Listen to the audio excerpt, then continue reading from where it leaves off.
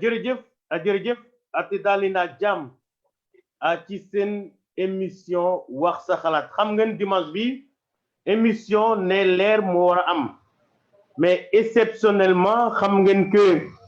Sénégal yëngu na depuis lundi bi passé depuis l'arrestation de Ousmane Sonko gis nañ tamit li joto am Sénégal manifestation yi pillage yi saccage yi yëpp gis nañ kon à travers le pays dinañ waxtaan tamit tey ci seen émission wax sax sa xalaat si manifestation yooyu tamit ci Tëngéej na te xam ngeen Tëngéej yëngu-yëngu jot na am foofu jot nañ sax lakk kër Seydou Diouf den saccagé mairie bu Albert bu commune de Rufisque Ouest bu Alioune Mar tamit yeneen édifice public saccagé nañ ko den waxtaan si loolu den waxtaan tamit ci sortie président des ASC mouvement nawetaan yi ñu ne ñoom dinañ doon ay bouclier face aux pilleurs donc li moo nekk seen émission seen menu émission wax sa xalaat comme d'habitude maa ngi ànd ak sama chroniqueur pour rappeler rek que tey dinañ am Aram bu PPC parti bu Seydou Diouf bu maître défunt maître Mbaye Jacques Diop Aram dina ñëw dinañ wax enquête bi fan la tollu ci li joto am kër Seydou Diouf est-ce que ñi ñoo taal kër googu ou bien Seydou Diouf moo commandité pour que ñu taal këram parce que mi ngi si réseaux sociaux yi gars yi ñu ngi si waxtaan on va voir Aram dina ñëw dinañ si wax lu leer Tawfekh maa ngi lay nuyu.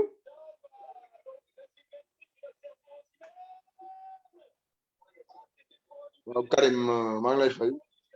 di nuyu samay gars yi ma nekkandool fii Zakaria l'homme qui a raté sa vocation di nuyu Victor di nuyu Abdou Abdoulahat di ñaan yàlla na jàmm yàgg di nuyu internet yëpp quoi. ok Lahat maa ngi lay nuyu ana waa Italie. Karim l'Ivoirien maa ngi lay fay waa Italie ñu ngi fi di la nuyu sama gars yi Zakaria Victor Tawfekh ak internet yeeg waa Tëngéej yëpp. Victor maa ngi lay nuyu naka waa France. Karim ñu ngi lay fay ñu ngi lay ziar lu bare bari di nuyu Zakaria Tawfekh ak Lahat di ñaan jàmm ci dëkk ba xam nga boo soree moom sa xel yëpp ci dëkk ba lay nekk moo tax comme ni ko Lahat waxee sànq rek sa xol du nekk ci dara ak sa xel dara loolu ñu nga bàyyi gannaaw quoi mais yàlla na yàlla def jàmm daal di nuyu ñu ñu bàyyi suñu gannaaw di wax ne suñu xel yëpp mu ngi ci ñun di fàttaliku nag balaa ñuy commencé di ñaanal ñi nga xam ne 8 personnes yi ne dañ ci gaañu yàlla neen yàlla jéggal te xaare leen àjjana li ñu jaamu yàlla bari na war a tuuti ne yàlla na leen ko yàlla nangul liñ ko tooñ bari na war tuuti ne yàlla na leen ko yàlla jéggal te bakken yi yem foofu quand on parle de révolution moom day ànd ak bakkan waaye yàlla na bakkan yi yem foofu ñu leen di ñuy ndokkale ñuy nekk ànd métit bi di ko bokk seeni famille di ko bokk toute la population sénégalaise. ok jërëjëf Zakara Mbengue nuyu naa la. waaw Karim fay naa la di fay chroniqueur yi ñoo yëpp di nuyu aussi suñu téléspectateurs yi xaw ma téléspectateur xaw ma suñu mbokk internet yi di lancer appel aussi di wax di ñaan jàmm ci réew mi gis nañ situation bi ni mu demee vraiment avant tout avant di wax naqar yeeg yàq yeeg ñi fi dee ñëpp ñu ñaan yàlla may jàmm ci réew Sénégal réew jàmm. ok jërëjëf maa ngi door ak Tawfekh gis nga li xew Sénégal rawatina Tëngéej depuis arrestation Ousmane Sonko le 3 mars yow ban jàngat nga def ci loolu est-ce que c'était prévisible. waaw Karim encore depuis arrestation Ousmane Sonko li xew Tëngéej xew Sénégal yëpp ñun ñëpp ñoo ko gisandoo man je dis que c'était prévisible parce que le président Macky Sall waroon na xam ne Ousmane Sonko n'est pas quelqu'un qui se donne facilement kon ni mu ko amee sur le cas de Karim ou Khalifa xamoon na ne soit day foncer réussir wala mu foncer ay loxoom tax mu génnaat wala mu xool leneen lu mu def donc c'était prévisible te it li fi xew nii bu dee ci côté manifestation yi moom man xamoon naa ne lu ma leer ba leer mooy bu yeggee fenn fi dëkk bi dina yëngu ni mu yëngoo nii quoi loolu moom c'était prévisible bu dee côté boobu. ok Laxat yow depuis dimanche bi passé da nga doon wax ne comme quoi dëkk bi dina yëngu parce que ñi affaire di dem noonu c'est sûr gars yi dinañ yëngaat am na benn chroniqueur wax ne que dara du am finalement on a vu que en 3 jours vraiment li ñu gis Sénégal depuis ñu ngi wax depuis mai 68 ñu ngi wax depuis 1988 géej na am yow nan nga ko gisee ab ban jàngat nga def si loolu. waaw Karim dama bëgg a teg gisaane gat nag en fait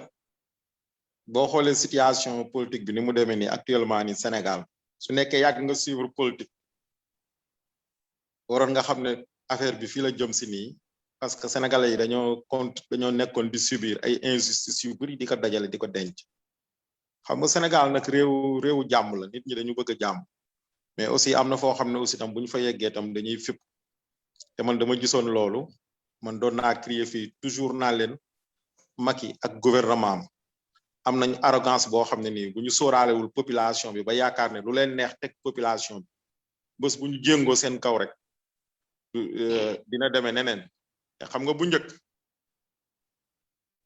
manifestation mënoon na am par exemple Tëngéej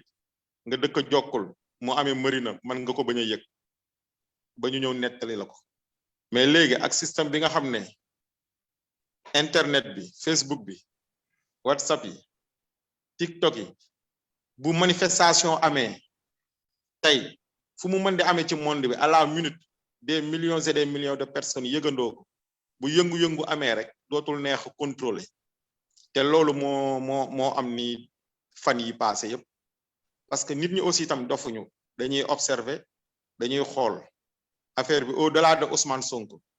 Sénégalais yi dañoo bëgg justice dañoo bëgg démocratie dañoo bëgg liberté te gis nañ ne Macky mu ngi koy bafoué ci forme yëpp ba ci langage am sax léegi da ci joxutul cër Sénégalais yi day wax sax parfois léegi bu waxee ba pare nitam yi ne non président da doon fo rek la fois passée bi muy wax naan ay bu ngeen vacciné wul ma jël vaccin yi mayeek ak tout ça yooyu yëpp c'est des habits yoo xam ne nii demoon na ba moom nekk ci toll foo xam ne nii dañ naan nguur day dofloo nit rek man je crois que moo dal Macky te lii nii signal la rek signal la boo xam ne nii kenn mënatu ko arrêté kenn mënatu ko arrêté mooy même suba ak ginnaaw suba ak ginnaawati suba bu manifestation amul Macky moom élection dootu ko gagné Sénégal loolu moom man maa la ko waxaat comme gisaani takk ko nga teg nag buñ ko boole woo nag candidat bi gën a minable Sénégal da koy gagné parce que sénégalais yi moom Macky dunduloo na leen loo xam ne fan yi ba continuer di leen ko subir instant bi ñu toll nii pare nañ si moom waaw loolu moom damaa bëgg nga takk ko nga téere te élection yi waroon na doon suba nga xool gars yi dinañ ko sanctionné ba mu yaakaar ne du sénégalais yi la nekkoon seen président pour l'instant loolu laa ciy wax. ok Victor gis nañ li xew au Sénégal maintenant kenn waxatul sax affaire Adji Sarr Sonko c'est-à-dire dépassé na sax lu ñu doon wax histoire de viol bi amoon ñu ne Sonko Adji Sarr di ko tuumal maintenant ñu gis beneen genre de frustration ak ci manifestation yi yow nan nga ko jàngate waaw Karim waaw xam nga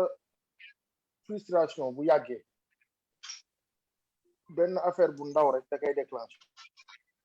boo xoolee ça fait une année même les pays développés dañu am ay problème rawatina ñun ñi nga xam ne dañ nekk dans des pays sous-développés nga bëgg a jël ab nga bëgg a jël benn dëkk mu am ñoo xam ne dañuy mener une vie extraordinaire am ñoo xam ne dañuy mener une vie d'une pauvreté extraordinaire aussi léegi feebar bi ñëw yokku si nga bàyyi leen ak seen bopp nga leen débrouiller leen waaye dinaa leen jàppale benn weer si ay saaku ceeb ñu wax ay milliards yu bari nit ñi am ci yaakaar toog di xaar loolu yëpp nit ñi jotuñu nga jóge si loolu nga ne leen léegi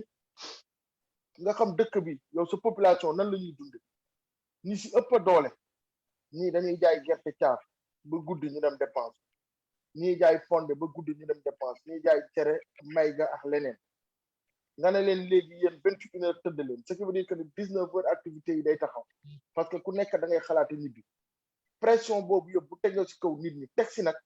nit masuma gis président bu nit ñi jéppi nit ñi bañ comme ni ñu bañee Macky Sall man bi ma juddoo ba day Sénégal masuma ko ci gis kon tey ji bu loolu yëpp dajee lu ndaw day déclencher émeutes yi ñu gis ak problème yi nga gis yëpp te boo seetloo li si ëpp du question nit ñi dañu génne xeex parce que dafa am lu ñu doon xeex mais nit ñi lan lañ attaqué ay Auchan ay banque ay lii pour am lu ñu dunde parce que problème yi moo bari ci dëkk ba te ba pare nit ñi dañ leen seetaan kenn jàppalew leen léegi nag bu ñu demee dem ba mu yàgg mais c'est normal que lu ndaw bu ñëwee rek parce que lii yëpp léegi nag jàpp Ousmane Sonko bi dafa nekk frustration boo xam ne dañ ko accumuler ci dënn yi léegi nag lépp ñëw na tuurandoo d'un seul coup loolu moo waral ñu gis fan yi yëpp loolu moo ko waral mooy que ne dëkk la boo xam ne comme ni ñuy di les gens en ont marre y en a marre on en a marre léegi nag frustration boobu moom lañ génne ci mbedd bi génn ko ci population bi wan ñi ñuy jiite ne faalewu leen ni mais ñu nit mën nañ leen wan ne faalewu ñu leen te loolu dama ci ànd ak jeunes yi ça c'est totalement lii mooy yoon dëkk il faut mu am deuxième pouvoir bu opposition bi joué rôle am population yi ñoom seen bopp jëlal seen avenir en main xeexal ko seen bopp loolu daal laa tamul may wax en attendant. ok Zakaria 3 jours de manifestation 5 morts di masaw njaboot ñi nga xam ne seen doom faatu nañ asir manifestation yu 5 morts et jusqu'à présent le chef de l'État Macky Sall il s'est pas adressé à son peuple yow ban jàngat nga def ci loolu. waaw Karim bon déjà di jaale ñi nga xam ñëpp di jaale seen mbokk yi ñi nga xam ne ñi seen bekken rot na ci événement yi di leen ñaan yàlla xaar leen àjjana situation bi dafa nekk comme ni gars yi waxee rek situation boo xam ni li mu dajale dafa bari mais nag il faut pas que ñu dindi ñu fàtte origine problème bi yëpp parce que li tax ñi manifester c'est un dossier bu ñu wax ni dossier privé la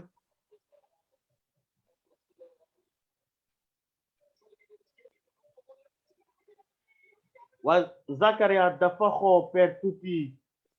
son réseau le temps que nous ñëwaat soit mu am benn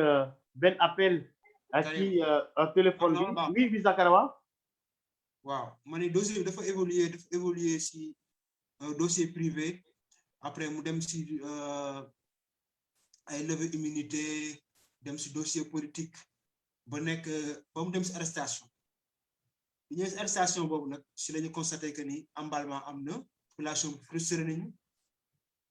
génn ci mbedd mi donc événement bi yëpp ak noo ko mënti analyser il faut nga delluwaat ci fa mu jógee c'est-à-dire on a arrêté Ousmane Sonko bi nga xam ne daf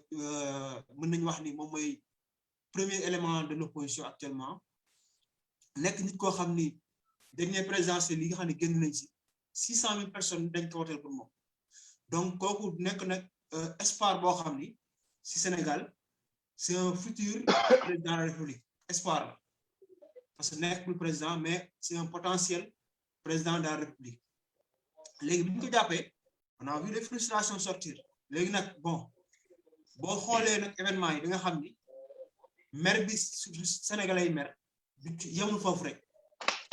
da fekk ni foofu la commencé mais ñi nga xam ne mer nañ si mbëkk mi ñi nga xam ne mer nañ situation Covid bi ñi nga xam ni mer nañu si couvre-feu bu yàgg bi ñooñu ñëpp dañu jóg wala seen frustration même comme ni ko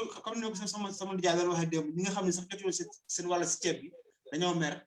daa day génn def seen manifestation donc loolu li si waaw donc loolu li si jàngat rek mooy nit ñi dañu am frustration boo xam ne dañ ko garder pour nguur gi fi nekk frustration yi boo ko dajalee moo indi coow li parce que on a vu un président de la République quand même très arrogant jusqu'à interdire les Sénégalais de débattre sur le 3e mandat arrogant taxaw si télé bi naan bëgguma sax ku takk morceau bu xonq c'est-à-dire c'est une liberté que les gens ont lui il veut nous priver cette liberté là loolu nag moo tax frustration am mais ci biir marche bi Karim boo ko xoolee bu baax gis nga bi nervi yi génnee yor ay yat si le Sénégal lay jóg ñu ne comme que ñii dañu bëgg a imposer seen loi en tant que parti muy waa Benno Bokk Yaakaar waa APR dañu bëgg imposer seen bopp ñun nag on va riposter boo gisee les ripostes les plus dures bi ñu constater la sortie des nervis là donc parce que aussi nañu wax dëgg gis nga Sénégal dañu war a bàyyi lu xew rek ñu rax ci politique parce que si c'est un dossier privé dañu wax dëgg rek que les gens manifestent à cause de l'arrestation de leader génn fi ay ñoo xam ne amuñu benn fonction wu maintenir l'ordre amuñu benn fonction wu nekk des hommes de loi génn yor ay yet di jàpp ay Sénégal di leen dóor c'est pas normal te loolu c'est venu des responsables de l'APR c'est venu du président de la République parce que ba léegi démissionné wul de son poste de président de parti donc loolu moo jaadu en fait Sénégal il faut ñu xam ne Sénégal dëkk bi dëkk normal la quoi dëkk boo xam ni dafa am état am opposition am citoyen am justice am assemblée. Ouais, maintenant Zakaria, comment tu peux expliquer le mutisme du président Macky Sall? Comment je fais? Non, mën a expliquer mutisme président Macky Sall. Ouais, c'est parce que dafa néew Sénégalais rek ñàkk a néew Sénégalais loolu rek la parce que bi Charlie ne pëf dafa daal avion am dem Charlie lu xew France mu tweeté masawu leen lu xew Mali lu xew Guinée mu tweeté masawu leen ce qui se passe au Sénégal alors que c'est lui le premier responsable de ce pays moom avant mu yónnee Idriss Seck wala avant mu yónnee ay médiateurs wala ses partisans yoo xam ne gën si chaque jour moom moo waroon jël ses responsabilités wax ñu dégg ko parce que y a des Sénégalais qui sont morts waxuma la mort sax mais benn blessé ëppoon na moom muy noppi rawatina nag mu am 5 mois. voilà Tawfekh noo mën a jàngatee mutisme président de la République. Un mépris envers sa population. Macky Sall daf ñu nawloowul, il a un mépris envers sa propre population quoi. Abdou Karim gis nga dama am lu ma leen waxoon la dimanche passé les politiques dañu xamul ne la population est en avance sur eux. Les administrés sont en avance sur les élus. askan bi raw na xam-xam raw na ci xalaat raw na ci doxalin ñi leen sax jiite xam nga tey jii Macky bu toogee publiquement télé ñu koy seetaan mu taxaw naan bëgguma ci ku wax ci lii bëgguma ko sol lu mel nii bëgguma ko manifester woo nii Macky depuis qu'il est président de la République autorisé gu fi mat 5 à 10 manifestations autorisé gu fi manifestation yi fi autorisé yëpp ñàkk pexe ak dem ba sës ma dem autorisé gu fi Macky andi na ci réew mi loo xamante ni tey jii nii toll nañ foo xamante ni Sénégal moo tax su may dégg gars yi naan ñoon Sénégal ñëpp a ci yem je vous dama naan non Sénégal ñëpp yemuñu si gars yi les moralisateurs naan naan dëkk bi tàkkee ñëpp a tàkkal non am nañu dëkk bi gën a tàkkal que ñeneen je m'explique il y a 2 Sénégalais le Sénégalais qui est sécurisé par les Sénégalais avec l'argent du contribuable le Sénégalais que ses enfants sont éduqués avec l'argent du contribuable à l'extérieur, le Sénégalais qui est vacciné, qui est traité de tous ces maladies avec l'argent du contribuable et à l'extérieur. Et le Sénégalais qui peine à avoir du gaz pour subir ces opérations. Le Sénégalais qui peine à avoir une bonne éducation pour ses enfants. Et le Sénégalais qui n'a pas de sécurité pour lui-même et pour sa famille. Il y a 2 Sénégalais. Comme vous n'avez pas le président de la République, moi, je ne sais pas parce qu'on lui a donné 1000 milliards. lu mu njëkk def jënd ay ceeb jox moo ñu njëkk a wane dañoo xiif ñun moo njëkk a traité sa population affamée un peuple qui a faim jox la 1000 milliards t'as pas pensé à équiper les hôpitaux t'as pas pensé à accompagner les personnels soignants les personnels de santé mais tu penses à quoi d'abord acheter du lait du riz etc. loolu mooy wane nga ne dañ nangu nga def askan daa xiif ci wàllu sécurité le pourquoi ma ne Sénégal am ñaari Sénégal am na ñoo xamante ni contribuable ñooy fay seen sécurité ñoo leen di sécuriser te contribuable amuñu sécurité tout récemment la fi mbëkk mi jógee mais biñu ne l'état est le plus renseigné nan lañ def ba état bi xamul ne gaal yi fan la ñuy départ ak ban heure dañuy départ soit l'état est complice soit donc amuñu sécurité ñun Macky Sall man ce qui me fait mal dama koy wax chaque jour nee naa dama koy wax fan yëpp nee naa leen le Mamadou Dia waxoon Senghor ci discours am mooy je peux tout pardonner à Senghor sauf que fi ma fekk Sénégal toll je peux tout pardonner à Senghor sauf que fi ma fekk Sénégal toll man je peux tout pardonner à Macky Sall sauf que la façon dont il a piétiné cette démocratie qu'on a tant battu qu'on s'est tant battu en si peu de temps pour indi nga fenn fi ok jërëjëf Tawfekh dinaa ñëw ci Tawfekh Abdou Lahad mais Macky Sall mi ngi fan Macky mu ngi kër mi ngi fan kenn déggu ko mu gën le premier ministre mu tudd ça le ministre de l'intérieur wax na Idrissa Seck jàpp na yow non dans la question bi mooy comme ni ma posé gars yi rek yow nan nga mën a analyser que jusqu'à présent Macky Sall génnul sax même lire naa ça Zakar Meng mu ne 28 wax sa maa ngi masaw sax ñi xam ne dañ lorle sax si manifestation bi président bi sax génnul sax loolu yow ban jàngat nga def loolu non xam nga loolu démb ba tey nit ñaa ngi koy ñaawlu mais man je trouve que ne le ministre de l'intérieur ak Idriss Seck li ñu wax yëpp Macky Sall xool na ko rectifier li mu ciy rectifier jox leen ko ñu door ko wax c'est-à-dire c'est clair c'est-à-dire yow bu pensé que ne yow Antoine Diome dina génn di def déclaration boo xam ne nii concerné wul Macky Sall waxu ko waxal lii ak lii ak lii ak lii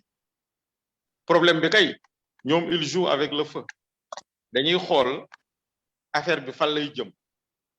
parce que dañoo am tendance wax ne sénégalais mën na yëngatu nii rek mais du dem jusqu'au bout bu fekkee ne sénégalais yi seddal nañ ñu dérouler li ñu bëgg a dérouler sànq Ousmane Sonko dugal ko ci kaso bi après sëriñ yi wax leen ñaan leen comme noonu mu koy defee rek waaw bu ko sëriñ yi ñaanee mu ne bu yegsee si man dinaa ko bàyyi fekk avant mu yegsi si moom yàq na la yow ba mënatoo nekk candidat léegi mu gracier la nga tege ne la loolu nag nit ñi comprendre nañ ko moo tax boo gisee jeunes yi di génn di manifester parce que xam nañ ne fii Karim Wade jaar ak Khalifa Sall jaar Sonko wax na ko korop ci conférence de presse bu fa jaaree buñ seetaanee Macky Sall dina ko jaaree la foofu moo tax combat bi dafa nekk combat boo xam ne nii du combat Sonko rek du combat waa Pastef mais combat sénégalais yi nga xam ne bëgg nañ démocratie bëgg nañ justice ak fu ñu mën di nekk nag ba ay membre APR sax ñëpp ànduñu si lii am na ñoo xam ne sont de l'APR ànduñu si li Macky Sall di def Macky Sall nekku du guerrier mais Macky Sall lu mu def Macky Sall lu mu def mooy que ne jéem a écarter Sonko ci présidentiel yi di ñëw te écarter Sonko mooy lan confirmer ne moom 2024 day nekk candidat parce que lii bu jàllee rek dara mënatu ko téye yow Karim naka ngay jiiñe nit de viol ñu convoqué ko mu dem di wuyu nga dogaale ko ci yoon wi mu toog si otoom ay avocat am déplacé ñëw wax ak juge bi nekk bàyyil ñu dem jëli ko juge bi ne maa ngi leen di xaar ñu ñëw ne ñun dañu bëgg a jël Sonko dugal ko suñu oto mu dem uyu ji juge bi gaa yi bañ ñu ne kon yéen police dugal yéen gendarmerie leen dugal leen ko seen oto ngeen yóbbu ko ci juge bi gendarmerie yi d'accord commandant bi ñëw daal ne attention jot nañ ordre léegi Sonko est en état d'arrestation yóbbu ko section de recherche ngeen motif lañ ko collé trouble à l'ordre public manifestation non autorisée xam nga loolu lan lañ si jublu lan la suba bu demee si juge d'instruction bi le doyen des juges mu inculpé ko yóbbu ko mandat dépôt mais est-ce que loolu Sénégalais dinañ ko nangu suba bu ñu waxee suñu waxee ñu ne xale yi dañu bëgguñu jàmm nañu indi jàmm mais jàmm ba nga koy wala nga koy woote da ngay arrêté ki nga xam ne mooy indi ay ba pare te dafa am benn discours boo xam ne ni le ministre de l'intérieur daf ko tëral daf ko wax koro dugal ci piège ñu bëri mooy que ne am na ay forces obscures yu ne ci biir am na ay terroristes yu ne ci biir loolu yëpp dara amu si sénégalais yi rek ñoo fi nekk di manifester Karim 89 fi la ñu fekk bi ñuy dajji bidigu naari ñun bokkoon nañ si xale yi ko doon def te dañu génne woon lekk yi di ko ñun ñëpp moom lañ doge année boobu parce que boobu ñooñu ay terroristes lañ woon bu amee ay sénégalais yoo xam ne yàgg nañ fi nekk di tenir ay discours ñu leen jàppe ay con ak ay dof ku mel ni Guy Marius Sagna France dégage te xamuñu ne lu ëpp ci xale yi dañ koy déglu bu manifestation amee xale yi dem song intérêt France song li nga xam ne nii France moo ko moom biir Sénégal loolu am na lu mu war a yee ci seen gouvernement bi mooy que ne xale yi dañoo jàpp ne Macky Sall préfet France la comme ni ko Guy Marius Sagna di waxe voilà ok léegi Karim may ma daaneel waaw léegi loolu bu amee liñ si war a jàngat moo di ne mooy Macky Sall mu xam ne réew mi moom moomu ko mu dellu ginnaaw comme ni ko sëriñ yi waxe léegi comme ni ko sénégalais yépp waxe keneen ku wax la te waxoo ko loolu ba pare bëgg a taxaw fii naan xale yi bu ñu génn bu ñu yàq bu ñu nàngam bu ñu duggoon fii loolu tricherie la gis nga nit da ngay wax dëgg wala nga wax leneen lu dul dëgg rek fii kenn mënu fi ériger bouclier kenn mënu fi ériger milice bu fekkee am na kuy rétablir l'ordre fii c'est les forces de l'ordre ay non naa ñu loolu laxat naa ñu loolu voilà Victor Wane dégg nañ déclaration ministre de l'intérieur mu ne y a des forces obscures am na ay terroristes si manifestation yow ban jàngat ngeen gi def si loolu. waaw Karim balaa ma ñëw ci ministre bi damay ñëw ci silence Macky xam nga dossier Sonko dossier la boo xam ne. est-ce que man nga ñëw tuuti day def sa micro s'il te plaît Victor. yaa ngi may dégg. waaw maa ngi lay di waaw. dama ne xam nga dossier Ousmane Sonko ñoom pare nañ ci liñ ci war a defa réunion nañ ci waxtaan nañ ci xam nañ ñoom seen planning nan lañ koy dox. mooy lan seen planning mooy lan. moom mooy li muy déroulé wooy boobu ba tey Macky Sall waxul Ousmane Sonko dañ ko bëggoon jàpp nañ ko nit ñi dañ doon wax du ko jàpp na ko war a jàpp ko lan la nit ñi doon wax du ko jàpp. non jàppewu ko lool de Victor. non attends jàppewu ko lool de. même ma yeggali nga comprendre laxaat. non Sonko ba tey dégloo guñ ko non laxaat non dama lay laxaat bay mu dale dama bàyyiwul ba ma pare doo comprendre li may wax. voilà bay ba mu déglu fan la ko jaare ba jàpp kaax lépp rek jàpp na ko fu mu ko mën a jaare jàpp na ko xam na ne bu ko jàppee ak frustration ak renseignement yi mu am dëkk bi dina yëngatu combien de temps lay yëngatu ñoom def nañ seen calcul posé nañ seen le pour ak seen le contre léegi silence Macky Sall ku ko xam ne du koy assumer du ko xam ne day mbënd mi ñaata sénégalais ñoo dee dégg nga Macky Sall gën a wax ñaata mu tuddati Barça bi ñaata nit dafa dee génnul mu wax mbënd bi mu génnee taw bi metti kan moo gis Macky Sall mu génn si mu wax si loo xam ne nit mën na ko dégg du kenn kon bu li amee mu ngi toujours si logique am mooy lan di nga ko dégg nag ñetti fan yi mu génne mais bu génnee discours bi muy wax mooy lan comment dirais-je c'est un problème de deux Sénégalais c'est un problème privé moom du si melewu Ousmane Sonko bu setee na dem justice setal noonu ngay gis mu fëgg si ay loxam nu mu tuddati mettitlu ñi nga xam ne dañu si gaañu ak dañu si feebar teg si lan menacer population bi discours boobu la leen Macky Sall di defal duggaat këram demaat toog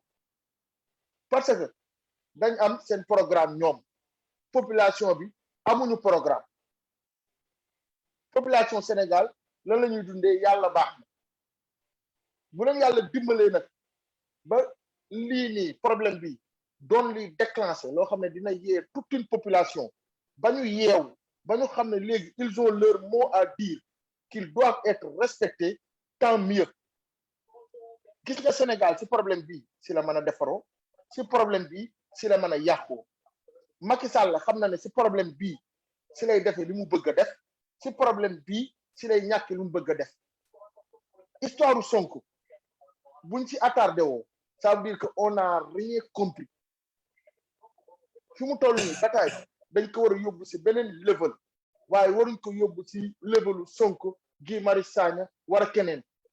la population doit sortir pour montrer à Macky Sall qu'on en a marre respecté leen ñu jox leen ñu cër fi ngeen taxaw ñun ñoo leen fa teg Macky Sall mësula génne Sénégal la jàng Macky Sall demul fenn mu amee fa ay milliards li mu am yëpp gouvernement Sénégal moo ko jox nan la ko amee duñ ci attardé wu kon tey jii jaay nañu benn projet wan nañu yar wan nañu lu nekk ba 2010 sénégalais yëpp gëmoon ko est-ce que tey jii en 2021 est-ce que ñun ñi yoon la ñu war a toog fii war a rectifier war a di def les mêmes erreurs yi ñu defoon en 2010 defoon ko en 2000 defoon ko yeneen année yi parce que it war nañu jàng nan la ñuy fale sénégalais manul fal folli la man dañuy mer suñu meree yëkkandoo dóorandoo bu loolu rek loo ñu delluwaat suñu roxo toog ñu ñëwaat tegaat ñu lu leen neex loolu Afrique de l'Ouest ñëpp a ko bokk léegi nag nañu xool ban discours la ñu Macky Sall di indi ci jour yi di ñëw parce que Macky Sall dina wax mu neex mu naqari toll na foo xam ne fi mu toll nii il faut mu wax te dina wax léegi nag nañu xaar ba xam lan la ñu indi. Voilà maintenant nous ñëw maintenant te nga gis nañ que dimanche bi passé Seydou Diouf moo njëkk def les frais des manifestations ndaxte këram dañ ka incendié Tawfekh yow lu tax ñu jubal si kër Seydou Diouf alors que Tëngéej bari na ay responsable politique yu bari APR yow ban jàngat nga def si loolu. Bakal la nga ni dégguma Karim. waaw ma ne Seydou Diouf moom leen njëkkee attaqué Tëngéej yow ban jàngat leen def si loolu nga def si loolu alors que Tëngéej bari na ay responsable politique lu tax nu ciblé kër Seydou Diouf en déclaration Seydou Diouf no yoon noonu nga ko analyser. waaw xam nga man bon kuy attaqué yi fi jàmbur du ma la mas a ànd ak loolu rawatina nga xëy def doomu Tëngéej ñaar la pourquoi ñu attaqué Seydou Diouf loolu su ma la si tontoo mën naa juum te it mooy li ma la wax rek parce que aussi Seydou Diouf fekk ñu attaqué këram luñ mën di doon te ay cuune lañ ko parce que aussi fekkoon yàq rek lañ tax a jóg peut-être que ça peut être mën na nekk opposant mën na nekk des jeunes yoo xamante ni ci biir pouvoir lañ bokk mën na nekk ñeneen parce que la façon dont les choses sont déroulées doon na loo xamante ne nii instant bi mënoo am accusé normal quoi tu vois mais doon na loo xamante ne nii moom en tant que citoyen Rufisquois rafetlu ma ko te it on a ay partisans massawu leen xam nga conseiller la ne leen dem leen seet ngeen massawu ko aussi c'est loolu laa ci mën quoi mais daal de façon lu ñuy rafetlu parce que nit ki tamit alalam mënul liggéey ba am alalam te taxawal mbiram nga ñëw ba kat taal ay clivage politique aussi sa déclaration bon dommage que déglu ma ko quoi parce que man temps yi moom je suis pas trop du mooy déglu sax déjà xam nga waaw déglu ma déclaration quoi peut-être que aram moom déclaration aram déglu naa ko bon nice quoi. yow ban jàngat nga def ci déclaration aram sax mi ngi lay di déglu. bon xam nga aram moom aram da di suma sœur d'abord en plus di ñu bokk loo xam mënuñu ko séddoo quoi you know mais maanaam si déclaration ñu bari dañu foog ne aram lu mu def sax pas mal def tu vois parce que peut-être suñu affinité wala suñu complicité quoi you know mais leader am du ma ko may jàmm moom xam na loolu leader am du ma ko may jàmm parce que man bon am na loo xamante ni nit si ma si fekkee ci la may ba ci dem ci la may ba quoi mais déclaration gis na déclaration responsable en tant que jeunesse féminine en tant que responsable des femmes bon c'était de son devoir et dans son rôle de le faire en tant que jeune politique bon mu ngi noonu quoi di des nag ñu bàyyi ci loxo yi ok jërëjëf aram ñu ngi la dalal ci émission wax sa xalaat si réseaux sociaux ci Tëngéej maa ngi la nuyu aram Karim maa ngi lay fay waaw mais dangaa sedd lan la loo dal aram non dara dalu ba dama doon déglu gisoo sànq ba tey maa ngi si live bi di leen déglu waaw mais aram man je comprends pas Tëngéej dafa bari ay responsable politique mais lu tax ñu dem kër Seydou Diouf est-ce que Seydou Diouf moo taal këram pour que gars yi wax si moom ou bien c'est des gens encagoulés kenn xamu leen bon je sais pas aram lan la au juste qu'est-ce qui s'est passé waaw Karim d'abord dama lay nuyu di nuyu sa chronique yi Zakaria Mbengue Lahat Diouf Tawfekh Faye ak Victor Wan donc di leen jaajëfal bu baax a baax donc comme ni nga ko waxee rek yaakaar naa ne Seydou Diouf du moom rek moo nekk politicien fii Tëngéej d'abord avant ma pousse ci waxtaan bi damay gën a feddali sama engagement à ses côtés et di wax rek ni ñu bëri nag dañu jàpp ne peut-être président Seydou dafa nekk président commission des lois assemblée mais président Seydou jamono ji nekkatul d'abord président des lois mais moo yor finance la yor léegi loolu aussi il faut nit ñi ci bàyyi xel beneen bi yaakaar naa ne d'abord dama koy massawu parce que yaakaar naa ne lii dal ci kawam ku mu doloon sa kawit yaakaar naa ne du bànneex ñëpp ñoo koy ñaawlu képp ku dëkk Tëngéej ku dëkk Dakar foo mën ci dëkk rek yaakaar naa ne soo ko gisee ñaawlu nga ko beneen bi nag mooy li nga wax ndax Seydou Diouf moo taal këram wala ndax dañ ko taal xam nga tey jii ñi toog naan Seydou Diouf moo taal këram parce que gis nañ fi Mamour Diallo gis nañ fi mentoram maître Mbaye Jacques Diop yàlla na ko yàlla yërëm wante may wax rek Karim ne yaakaar naa ne Mamour Diallo du Seydou Diouf te maître Mbaye Jacques Diop mi nga xamante ni moo ko yor tett ko it du Seydou Diouf yaakaar naa ne Laxaat Diouf moomu toog xam na bu baax li may wax parce que ñun duñu wax rek pour waxantu ku xam Seydou Diouf xam jikkoom xam ne du nit bu nga xamante ni day taal këram Laxaat duma bàyyi ma fen bu dee dañuy wax rek tax parce que Laxaat xam na bu baax Seydou Diouf xam nga nit pour nga xam ko il faut nga jege ko te yaakaar naa ne Laxaat am na lu mu si xam Seydou Diouf yaakaar naa ne bu doon taal këram dina rawale njabootam mais moment bi tàkk bi di am jabaru Seydou Diouf mu ngi toog ci suuf ak rakkam ak ay doomam président Seydou nekk ci kaw salle de sport bi moom ak ñaari doomam yu góor parce que président Seydou ay doomam duñu mag noonu donc bi loolu amee kër président bu tojoo mbedd mi doo gis dafa am ku génn ubbi buntu bi rek gis flamme bi daal di yuuxu jabar ji génn yuuxu woo président parce que mu ngi doon def sport mu ngi takk ay écouteur am rek mu wàcc boo xoolee biñ koy interviewé sax dafa sol tenue sport la sol culotte ak t-shirt ak maillot ak ay baskem parce que ci daa salle de sport bi la jóge ak ay doomam boo xoolee aussi photo yi ci salle bi am na benn xale bu taxaw sol t-shirt bu bleu kooku doomu président Seydou la kon yaakaar naa ne président Seydou bu doon taal këram ak nit loo bëgg a siiw loo bëgg a buzz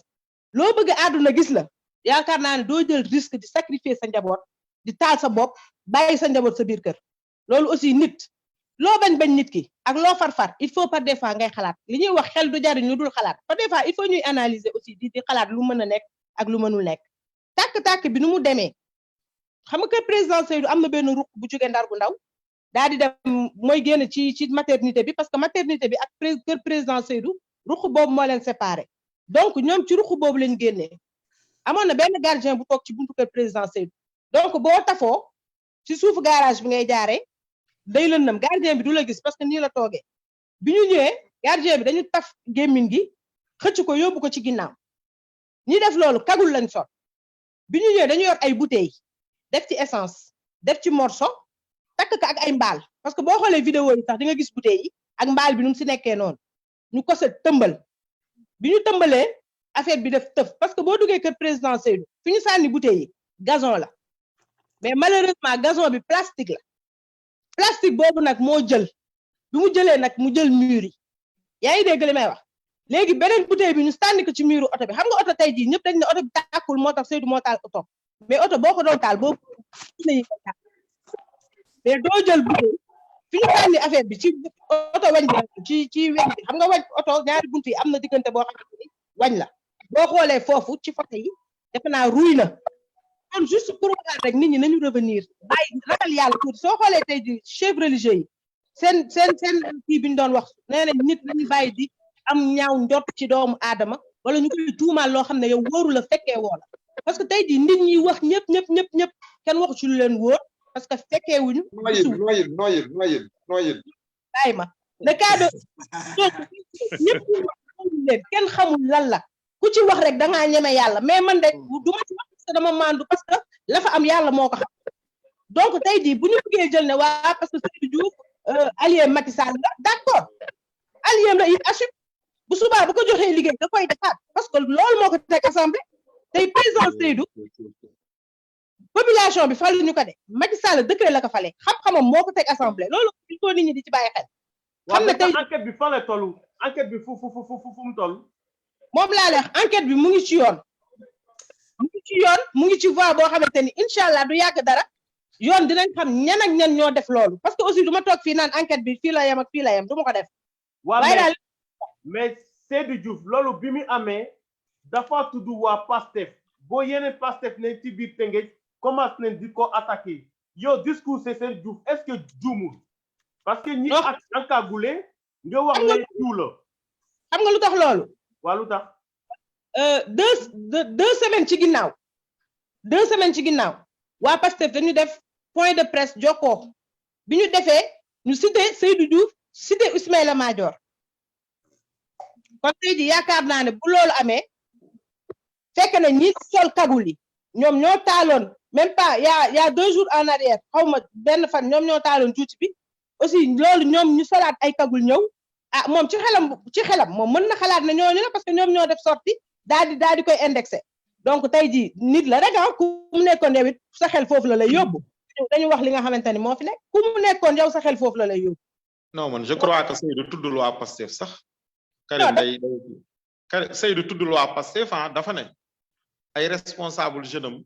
bëggoon nañ dem song waa Pastef kër Pastef fi moom moo leen tere. waaw loolu la Seydou wax mais Seydou waxul benn yoon Seydou waxul benn yoon plainte contre X la def kon waxul ne waa Pastef la Karim. waaw la xam man ne si non dama bëgg comme da ngay poser question ne que Seydou dafa tudd waa Pastef rek dama doon bëgg a leeral loolu. waaw mais wax léegi que lii loolu la wax waaw tuddoo indexé woo kenn. waaw ok dinaa ñëw si yow la xat mais laxat gis nañ waa kër Mbaye Jacques Diop këram leen taal nu ñu waxtaan ko taal kër Mbaye Jacques que c'est du Diouf yow ban jàngat nga def et puis man Seydou loolu laa ko wax de nee naa ko da nga doon sa papa rek bi réew mi tàngee dañ taaloon këram yow tam réew mi tàngaat nañu taal sa kër xam nga am na ñuy dute sax naan Mbaye Jacques moo taaloon këram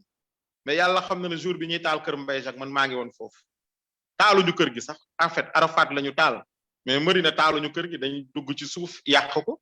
mais yegguñu si kaw man bokk naa ci ñu nekkoon ci kaw kër Mbaye Jacques yow foofu nekkoon maa ngi woon ci bunt bi booyu duggee nag bi booyu duggee si biir kër gi nag ñun dañuy replier yéeg ci kaw fekk fa Mbaye Jacques mu toog serein amoon ay ganu tubaab yu mu invité woon reer calmement oote téléphone au ministre de l'intérieur au préfet ba sonn kenn envoyé wul kenn mais Mbaye Jacques taalul këram santul ñu taal këram nit ñi ñoo ko ciblé woon taal këram parce que affaire bi ci ngoon gi la commencé boo seetloo Mbaye Jacques biñ ne Ablaye Wade dafay am meeting Bargny te buy jógee Bargny day dox ñëw Tëngéej Mbaye Jacques daal ne ñii bu ñu rombee sama kër dañuy sànni xeer pour dissuader xale yi mu teg fa ay gaa ñu yor ay fital mais fital yi ay bal blanc lañ yoroon sax man jour boobu xam nga man su ma génnee sama koñ rek damay jàkkaarloo kër Mbaye Jacques dama ñëw sama gaa yi na ma mais yow sa paa bi lu muy def nii ak ñiy armé wu taxaw nii man bi ma xoolee affaire bi rek dama daw jéggi tali bi Seydou bu ko fàttali ko man maa ko au téléphone nekk Seydou kaay wax ak Mbaye Jacques lii nii day provoqué booy yi lii jaru ko booy yi bu ñu rombee même bu dee ñaari xeer ñetti xeer sax dañuy dem seen yoon mais booy yi bi ñu ñëwee nag avant ak si ngoon gi noonu Omar Faye mu njëkk a romb foofu ànd ak ay booy ay gars yi àndal booy yi di menacer foofu gars yi repousser leen ñoom ñu dem Bargny bi ñuy retourner nag ak ful bi booy yi commencé sànni gars yi dóor gars yi nekkoon foofu bu ñu dóoree ay bal blanc taf booy yi gis nañ ne kañ daanuwul booy yi daan ne kon ñii armé wuñu nag si lañ amee fit ñëw mais Mbaye Jacques nekkuloon moo taal këram te Seydou Diouf aussi tamit ñiy wax ne Seydou moom moo tappale loolu mais loolu nit sax waru ko xalaat ci sama yaakaar yooyu nooy defaree sa kër ak sa ñax nga ne da nga koy taal pour gagner si lan ak sa famille pour gagner si lan loolu amul sens problème bi mooy Seydou Tëngéej waa Tëngéej yi mën nañ bañ a jël Seydou comme responsable boo xam ne ni moom rek moo nekk au niveau de Rufisque mais sur le plan national ñiy politique Tëngéej yépp nekk ci Benno Bokk Yaakaar boo génnee Tëngéej Seydou Diouf lañ xam assemblée boo fa demee moom lañ xam te moom pourtant ndeysaan ci même commission ad hoc bi sax bokk ci benn commission mais nit ñi dañuy def seen bopp ne ko ne Seydou comme mu ngi assemblée te këram ni mu bindoo dafa neex a saboté xam nga kër goo xam ne dafa nekk ci ay ruq pour nga dugg fa def fa li ngay def daw génn c'est moins risqué que yeneen kër yi alors que yee responsable Benno Bokk Yaakaar yi nekk Rufisque nag ñoom seen politique Tëngéej rek la yem kenn xamu leen te man ba fu muy mujje man gëm naa ne sax ñi ko def mën nañ bañ a dëkk Tëngéej ñu jóge feneen ñëw pour dissuader mais nañu rafetal rek say Karim ñun ñëpp Tëngéej lañ dëkk man position bi may waxe nii lu ma gëm la tey bu keneen nekkoon place Ousmane Sonko sax ma gis injustice Seydou lu muy nekk sama grand frère noonu laay waxe man Macky Sall damaa bokk si ñi ko voté loon 2012 bi muy toog billahi wallahi tallahi décembre boobu ñëw naa Sénégal ma dem kër Mbaye Jacques ma ne ko man je vais voter contre Wade mu laaj ma lu tax ma jox ko sama explication mu ne ma tu as raison man lu ma gëm laay def tey bu ma soupçonné woon ne Seydou Diouf moo taal këram wala ay affaire tappale da ci nekk man duma jël position ne Seydou moo def loolu mais lii lu nit soxor war nga xam ne lii Seydou Diouf defu ko nooy taale sa kër loolu amul sens quoi nañu apaiser xol yi Macky Sall bu mu sacrifier les responsables yi nekk au niveau de Rufisque ak si yeneen département yi moom am na sécurité boo xam ne booy yi mënuñu yegg si kawam mais ces responsables amuñu yenn sécurité yi ba nga xam ne bu booy yi meree wala gars yi mer amuñu sécurité bu leen contenir kon ñoom tam nañu gën a wax ak Macky Sall mu apaiser réew mi nit ñi nekkaat ci jàmm parce que aussi tamit nit ki du lay political di la sonnal nga di ko exposer parce que instant bi nii Macky Sall dafa exposer nitam yëpp ku ñu invité sax si débat yi nga bañ Me El Hadji Diouf dem nañ taal këram ak ñeneen ak ñeneen ak ñeneen tey responsable bu fi génn di wax sa vie mu ngi en danger ak sa vie famille te loolu nag nguur jaru ko Macky Sall na revenir à la raison calmer affaire yi suba mu bàyyi Ousmane Sonko mu dem këram bàyyi les yeneen prisonniers yi ñu jàll ci leneen ku koy digal na nga ko digal loolu te man responsable yi ñi ma ci xam lépp loolu laa leen wax parce que lii nii kenn xamul fu muy mujj nit mën na la enal sax bañ la ñëw profité si affaire yi yàqal la loolu mun na ne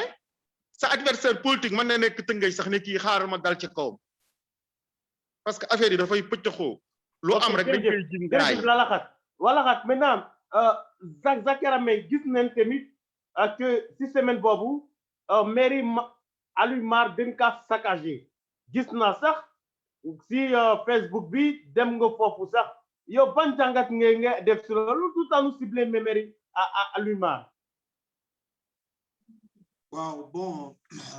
mairie Aliou Mar moom je pense que dama ñëw si dossier kii ba pare Seydou après ma ñëw si Aliou Mar parce que Seydou comme ni ko Laxaat waxee rek dafa doon son leader quoi Mbaye Jacques Diop dem si yàlla Mbaye Jacques ba nga xam ne bon boo xoolee les deux faits malgré am ci différence léegi nag bon man je n'irai pas jusqu'à dire que taal nañ këram parce que kër gi tàkkul quoi donc façon waxin boobu dafay mel ni kër gi dafa tàkk alors kër gi tàkkul tentative de mise à feu la sànni nañ fa ay cocktail Molotov mais kër gi tàkkul donc si loolu bon dañuy relativiser rek sant yàlla quoi léegi nag bon bi fait bi amee def na ay accusation ñu wax ni ñii la parce que aussi comme ni ko Aram waxee une semaine ou bien 2 semaines à l'avance ñooñu dañ génn communiqué wane ni Seydou menacé Seydou Diouf menacé Ismaïla Madior Fall xam nga si émission yi passé dénoncé naa ko fi on a c'est maladroit ce communiqué bi tegul place am quoi parce que bon ngay communiquer sur un dossier boo xam ne c'est pas dans la justice yow il nga wax ci dossier bi ngay attaqué ñoo xam ni bokkuñu ci dossier bi pour man c'était mal visé quoi léegi nag moom mën na basé aussi foofu mais Aram dafa wax Aram dafa wax fii sànq joxe les faits quoi chronologie mu dem ba si ni waa kër sax yëguñu woon ni kër gaa ngi tàkk bi kenn ubbee buntu bi la gis ni y a des flammes te ñu gis ci photo yi que ni sànni nañu ay cocktail ba verre yi toj comment ay verre mën a toj kenn yëgu ko non Zakaria non xaaral duma la may de duma la may parce que comprendre li ma wax dama ne xam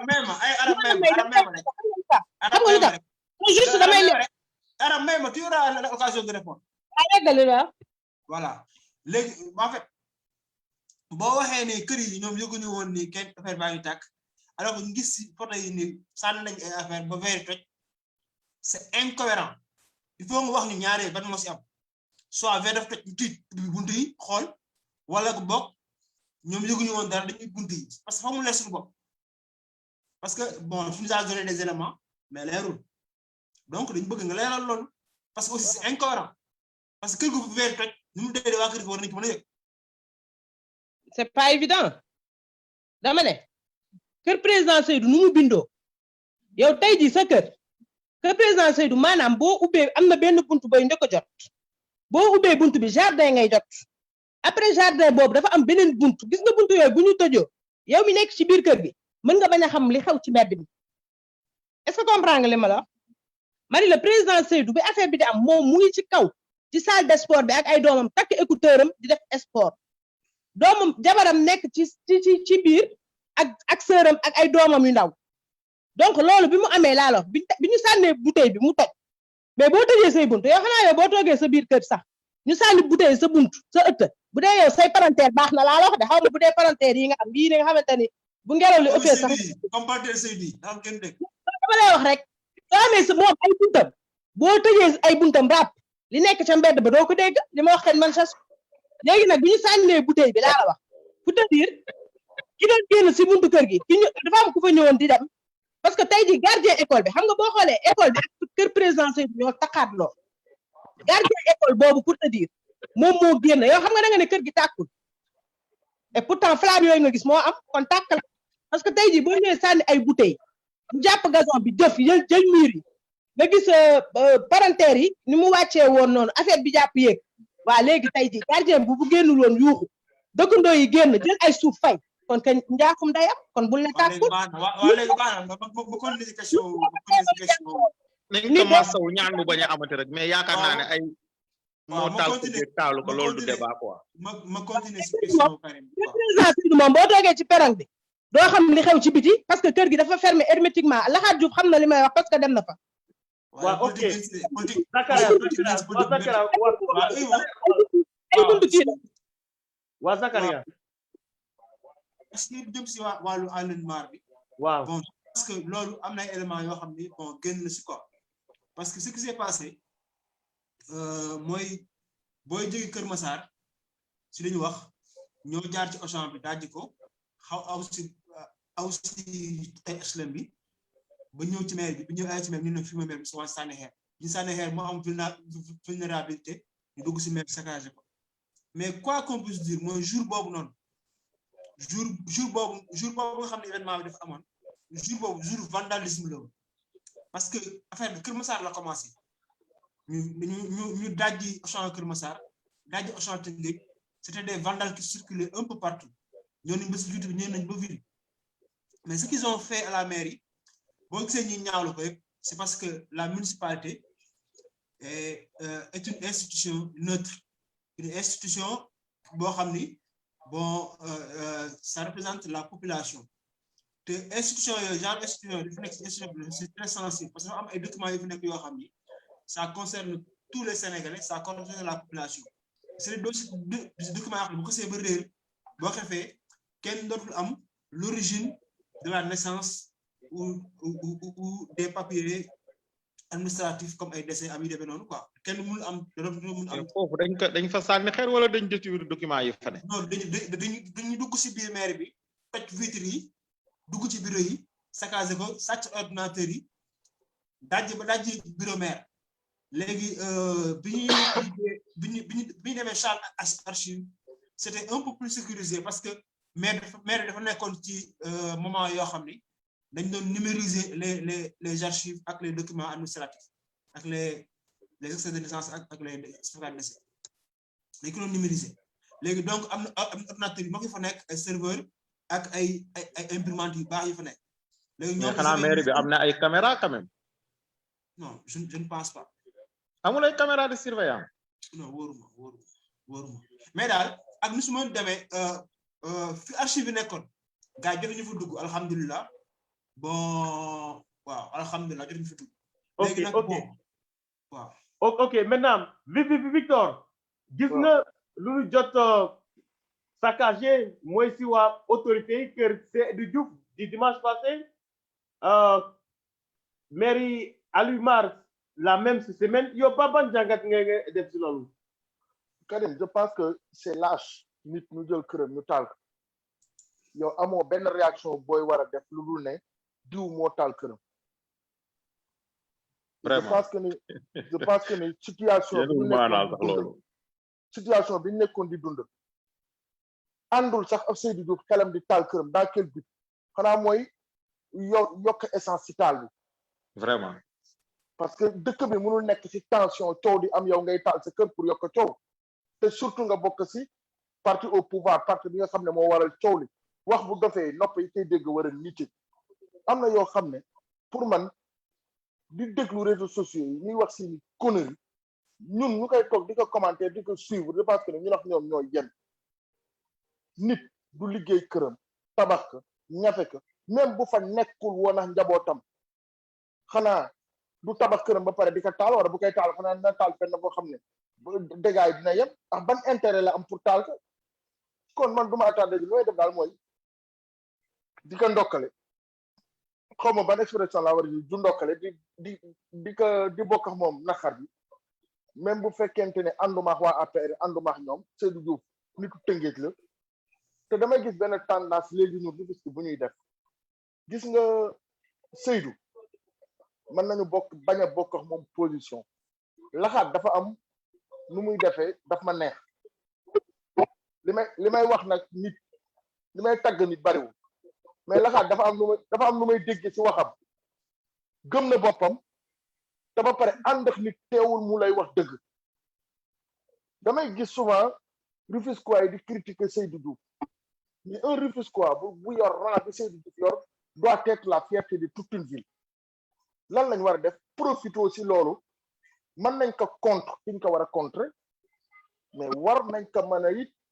dëgëral fi ñu ko war a dëgërale ngir mu am ay retombées pour la ville de Rufisque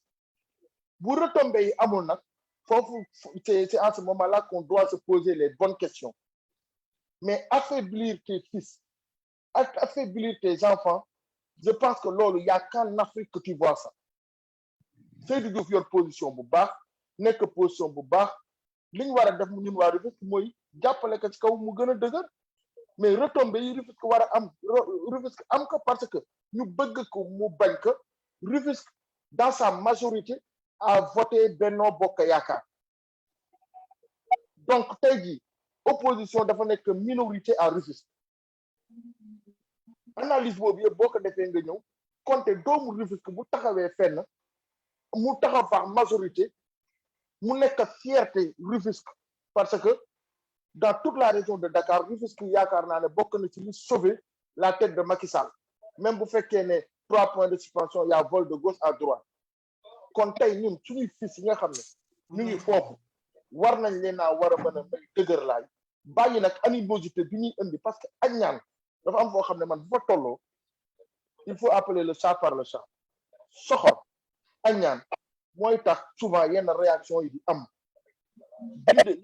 yàlla dafa binde juróomi baaraam tey yemalewul critiquer pour critiquer c'est facile applaudir aussi pour applaudir c'est facile mais tey jii war nañ mën a dëgëral suñuy ñi nga xam ne ñun ñoom la ñuy tiitaroo parce que tey jii ñun ñi ku ci daje Seydou Diouf Dakar su la nuyoo jaar ci sa tur ñi nga toogal dinañ la xool yow yaay kan parce que Seydou Diouf moo la nuyu bu ñu ñëwee tëngee nag reyante suñu biir mais bu ñu nekkee ci biti ñuy jàppalante beneen bi Alioune Mar meeram ñu ne dañ ko taal sa masoo gis guerre boo xam ne balle perdue di jóge fële rey kenn dégâts collatéraux ci guerre boo gis day am maire Alioune Mar lañu taal maire keneen lañuy taal suba maire keneen lañuy taal gannaaw suba léegi nag ñi nga xam ne ay sàcc lañ wax dañu jaxasewu su mele bi man nañ sax bañ a doon ay sàcc dëkk bi moom metti boo xam ne fi mu toll nii man de bu ma fa nekkoon sama dund metti du ma xam lan la ma bëgg suturaal sama bopp suturaal sama njaboot di pousser pour ma def kon fi mu toll nii du ma si jéem a juger kenn li may wax xam nga mooy lan qu'on essaie de limiter les dégâts raisonner nit ñi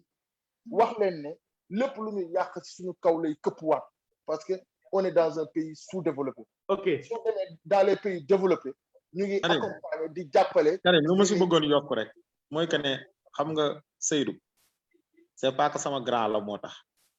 même bu nekkee ne sa position yu bari duñ ko partager mais moom Tëngéej ñëpp xam nañ ne moom dafa yaru man ci li ma gis man ku ko gis nag naka wax man mësuma gis Seydou di jaay arrogance wala muy offenser ay nit wala muy dal si kaw ay adversaire politique am wala muy dal si ñoo xam ne nii moom ñoom ñoo bokk Benno Bokk Yaakaar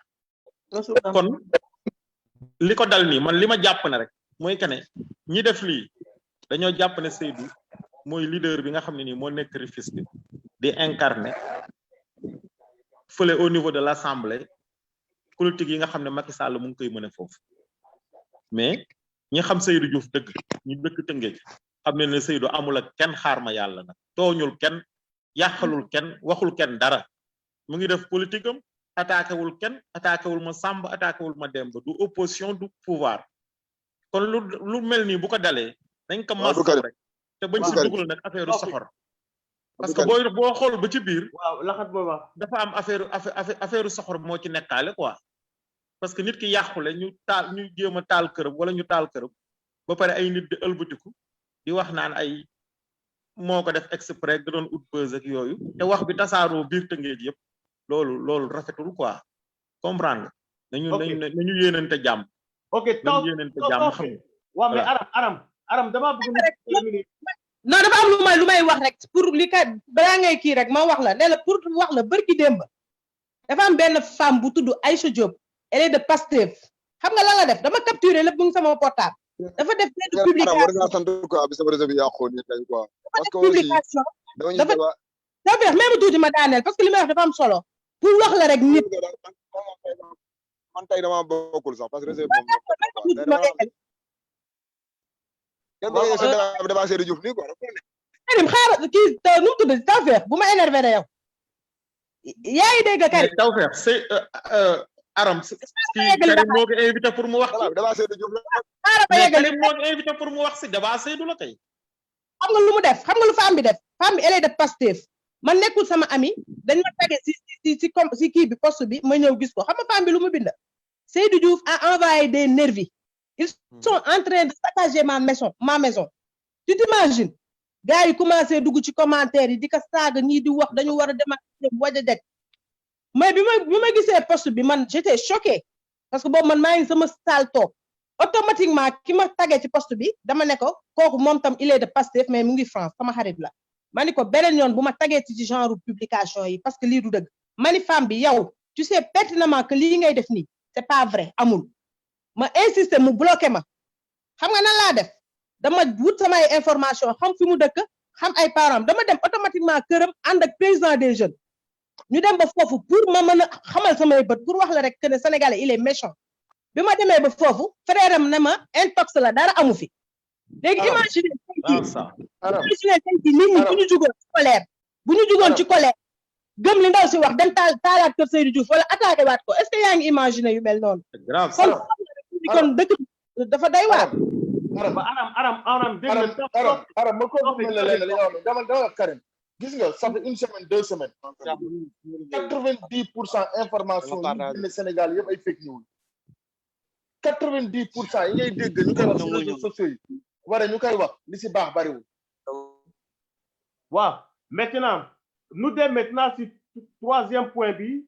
ak déclaration président des AIC ci Tëngéej yéen nan ngeen ko analyser ñu ne maintenant dinañ doon ay bouclier face au pillage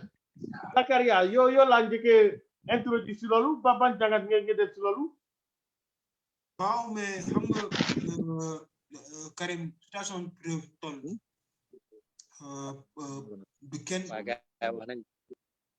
du kenn koo xam ni tu n'es pas concerné moo xam ASC nga moo xam citoyen simple personne n'est épargné et que on a vu que ni dans les manifestations dafa am ñoo xam ne dañuy race dem mooy dañuy yàq loo xam ni bokkul ci manifestation yi li ñuy def ak les manifestations yi tax di ko manifestation yi du benn léegi nag population yi moom d'habitude situation yi bu amee da ngay am sentiment de révolte et de protection de soi peut-être loolu moo yëkkati président ASC yi ba tax ñu taxawaay bii mais ak lu ci mënti am les gens doivent faire très attention parce que dans leur déclaration maa ngi dégg ñu wax ni par exemple que ni qu'ils vont se constituer pour défendre leurs intérêts face aux menaces de saccage si loolu li ma ci xaw a tiit mooy va une population se battre avec beneen frange de la population parce que ñun ñëpp fii tey gis nañu les nervis ni ñu taxawee ci xeex bi ba ñu ko contesté naan waruñu dugg si loo xam ne seen yoon nekku si tey population yi quartier bu nekk yore yet di xaar ko fu dugg pour man dina doon du grave. Donc on doit faire très attention à ne pas amener des situations désagréables ou bien inconfortables ak lu si mënti def rek ak stratégie bu mënti am na nit ñi ànd ak xel c'est bañ a nekk situation boo xam ne c'est conflictuel entre population parce que yooyu mooy indi étincelle yi nga xam ne mooy tas suñu réew donc di wax ni ku nekk moo xam ñi manifestant yi la moo xam ñi nga xam ne ñu organisé pour défendre seen bopp ñëpp ñu am stratégie yoo xam ne c'est un peu plus conciliant stratégie yoo xam ne dina tax confrontation do ok Lahat dégg nga li Zakaria wax ci sortie de la Ligue des présidents des ASC en mouvement nawetaan ñu ne ñoom dinañ doon ay bouclier face au sein des violences mais c'est pas la police c'est pas la gendarmerie c'est pas la armée yow nan nga ko jàngate est-ce que c'est normal est-ce que c'est pas normal que waa nawetaan ak comité de supporters yi nekk en bouclier. En fait man bi ma gisee affaire bi si booy boobu laa gis nu mu tuddati mooy booy bu gàtt bi couvrir événement yi rek moom laa gis muy def direct après ma gis ñuy def les présidents d'ASC xaw ma lan. bi ma leen dégloo ba mu maa ko nuyu passage. voilà bi ma leen dégloo ba mu jeex man contacté naa ki nga xam ne moom moo ñu nekkaloon foofu ñun ASC Colobane moo ñu nekkaloon foofu ci seen groupe WhatsApp mu ne man foofu quitté naa groupe boobu yàgg parce que je vois que ne daal ay yi ñuy posté si biir groupe bi daal affaire politique rek la quoi ma ne bon kon garaawul yow yëgoole xew quoi mais man damay rejoindre tuuti Zakaria li mu wax foofu parce que aussi tamit xam nga di tëb di wax ci turu ay entité dafa nekk lu xaw a doy waar te man gisuma nag ñoom awma benn problème ak ñoom de respecté naa leen trop mais man gisuma ñoom ban légitimité la ñu am bay wax ci turu ASC tout le temps surtout nag ci problème bu sensible nii man j'aurais aimé que ñu génn def déclaration dénoncer acte de pillage yi am ak yenn kii yi nga xam ne nii vol yi nga xam ne am na ci biir manifestation yi débordement yi mais en même temps aussi tamit ñu wax ak gouvernement bi à ce que ñu bàyyi otage politique yi ñu jàpp bàyyi limousine bi nga xam ne garde corps mag kii rek la Ousmane Sonko deful dara ñu jàpp ko yóbbu ko brutaliser ko man foofu laa leen doon xaar ñoom mais noo nekk fii di def ay acte di poser ay actes yoo xam ne ni boo xoolee ba ci ginnaaw sax yow da ngay am ay soupçon sax ne ñii dañuy politique wala lan problème bu amee nga ci intervenir da ngay wax ak ñaari entité yëpp da ngay wax ak gouvernement bi wax ak manifestant yi mais bu ñu jël affaire bi rek ne boo yi di manifester yëpp c'est des bandits ay sàcc lañ dañ leen rax dugg na fi aw na nii surtout di wax loo xam ne yow matériellement sax yow mënoo ko kon déclaration yi pour la le populisme la wala la est-ce que ñoom mën nañ arrêter booy yi bu manifestation amoon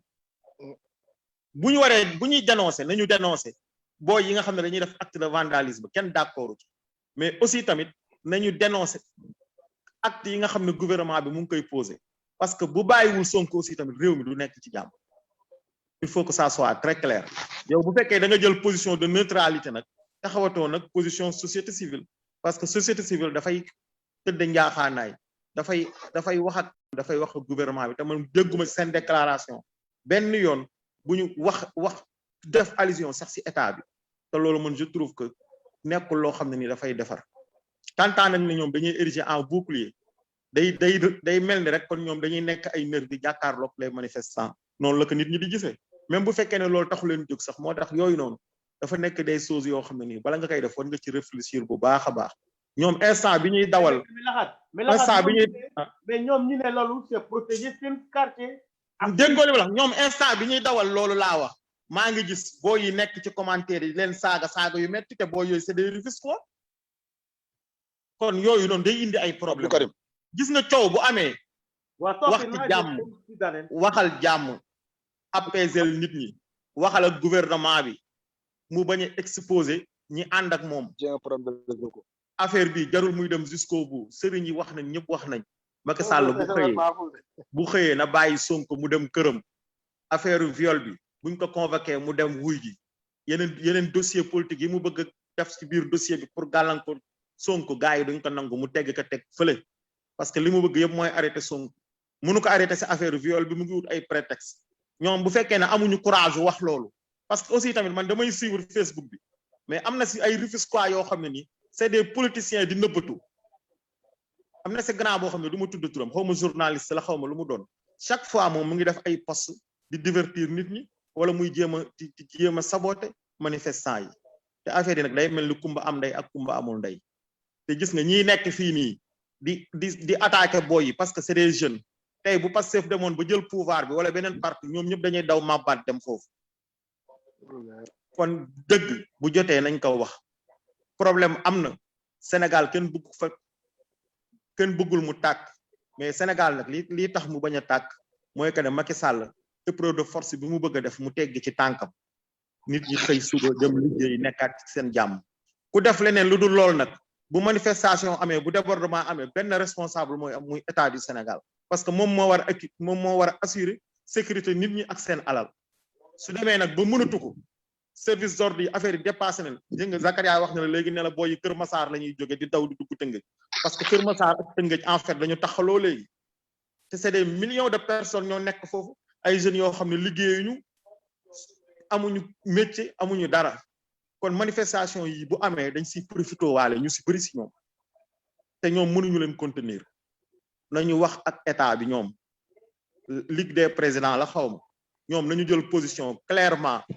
dénoncer arrestation arbitraire yi nga xam ne ñu ngi koy def suñu frères yi surtout nag ay garde corps yoo xam ne defuñu dara bi ñu leen di jàpp sax dañoo yëkkati seen ay loxo te ñooñ c'est des Rufisquois wala ñoom duñu ay Rufisquois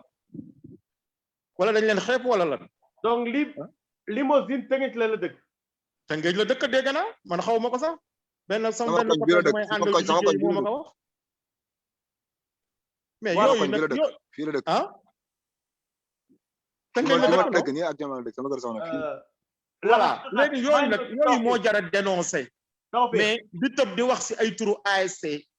ah te yow contacté woo ASC yi consulté woo leen loolu du yoon en tout cas man maay président Colobane man li ñuy wax noonu man concerné wul sama ASC bokkuñu si ni de près ni de loin. ok jërëjëf maintenant président Laxat Jaxate ñëw na ndaxte moo defoon déclaration bi tey dina waxaat Karim dama may tuddee balaa sama connexion ba voilà avant nga toj gémmiñ Samba nga xool lan la Samba di walis Laxat Jaxate maa ngi leen nuyu Abdou Karim ñu ngi leen nuyu Abdou Karim waa Tawfekh doo bàyyi ma jël la Laxat Jaxate après ma jël la waaw sama connexion bi ça va pas quoi aussi voilà comme ça va pas je suis un peu loin là mu wax ban tuuti voilà Laxat Jaxate mën nañ xam lu tax la Ligue des présidents d'ASC gën a tey def déclaration boobu lan moo ko undu waaw asalaamaaleykum Abdou Karim maa ngi lay nuyu di nuyu mbokku chroniqueurs yi Victor Zakaria Sëñ Abdoulahat Tawfekh maa ngi jégalu nag dama yéex a gis ne sax yónnee woon nga ma lien bi quoi dama kii léegi rek soo gis ne yónnee woon nga ma lien bi quoi alors effectivement Abdou Karim je pense que ne li tax li nekk motivation wu ñu li waral ñu am taxawaay bi c'est hier matin samedi vers 10 heures que dans le groupe parce que dafa am benn kuréel boo xamante ne au niveau des présidents d'ASC depuis daaw bi mbas mi amee si la ñu waxtaanoon suñu biir ne faw ñu taxawal benn kuréel ba nga xamante ne alors dinañu si mën a harmoniser suñuy action parce que li waraloon loolu au début mooy dañu seetlu woon ne président ASC bu si nekk sa koñ ñu ngi la doon solliciter yaa ngi doon am yéene réagir par rapport ak mbas mi ñu ne woon démarche boobu mën na am du ñu am efficacité bi nga xamante ne moom lañ ci soxla alors ñu yaakaaroon ne bu ñu taxawalee kuréel bi fédérer suñuy action mën nañu impacter de façon beaucoup plus conséquente donc loolu moo waraloon kuréel bi et bi ñu ko dooree ñu defoon un travail de tractation jotoon na contacter en tout cas président ASC yëpp ya nga xamante ne nii ñu ngi ci Tëngéej en tout cas on a essayé du ma ne jot nañu ñëpp mais fi ñu waroon a jaar yëpp pour jot leen en passant par les présidents de zone yi sax la ñu njëkk a oo ne leen jox leen ñu le contact et les numéros de l'ensemble des présidents d'ASC jóge foofu ñu dugal un maximum de présidents d'ASC plus d'une 50aine dans le groupe nekk ci WhatsApp bi ñu ne leen képp ka nga xamante ni seetlu nga ne am na président d'ASC bu nekk ci sa wet dugalaguñ ko ci groupe bi ñu ngi lay ñaan nga rajouter ko donc de fur et à mesure ñuy évoluer ba je pense que suma jum actuellement on est aux alentours de 60aine, je suis pas trop sûr dans le groupe WhatsApp donc ñàkkul ne am na ñoo xamante ne peut-être que addooguñu ci alors pour revenir ci initiative bi nga xamante ne moom mooy bu démb bi effectivement bu tey bi plutôt démb ci 10 heures ci groupe WhatsApp bi la ñuy waxtaan ba ñu lancer alerte bi ne attention est-ce que ñun amuñu taxawaay bu ñu war a am par rapport ak li nga xamante ne moom mooy acte de vandalisme yi nga xam ne moom la ñu seetlu au niveau de nos quartiers et je rappelle que peut-être que am na nooy situé wu sur Rufisque mën nga bañ a yëg lii xew mais ñi nga xamante ne quartier yi nga xamante ñu ngi tàmbalee ci sortie Rufisque Neuf jaare Babou Salam jaare HLM sant yàlla cité millionnaire Ndar gu ndaw remonté jaar Gendal évoluer këri suuf ba fële comment ça s'appelle ASC